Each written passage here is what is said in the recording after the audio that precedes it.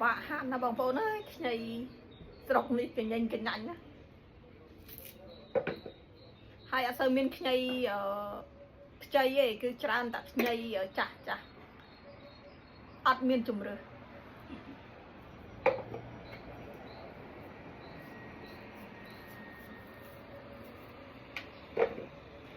នេះហ្នឹងថ្ងៃក្តៅល្អទៀតហ្នឹង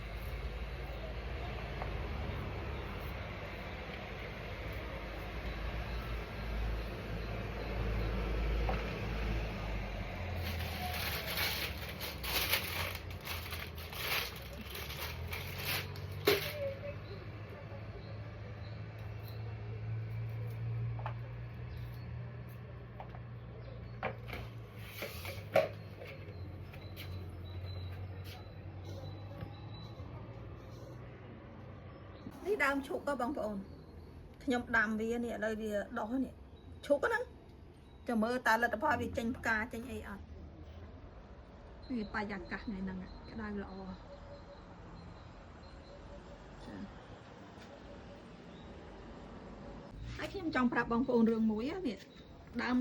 ផ្កាកលាបបងប្អូននៅស្រុកនេះគឺមិនបាច់ចាំប្រើថ្នាំផ្សំអីទេគឺខ្ញុំកាត់មែកនេះខ្ញុំកាត់មែកពីផ្ទះម្ដាយក្មេកខ្ញុំមកដោតនឹងដីចោលចឹងបងប្អូនអត់ងាប់ទេមើលណែវាលាស់ចេញស្លឹកចេញផ្កាអីចឹង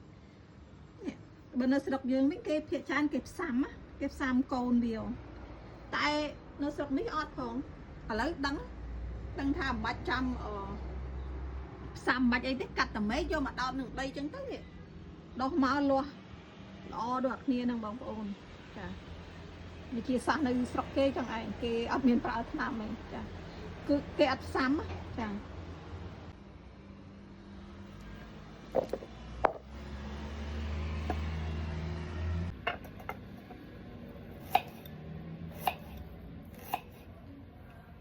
គឺថាសាច់ខ្ញី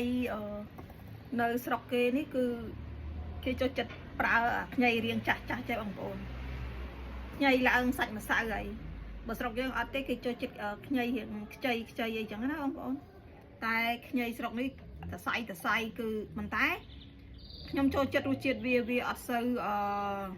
ហឹរបងប្អូនវាឆ្ងាញ់ចា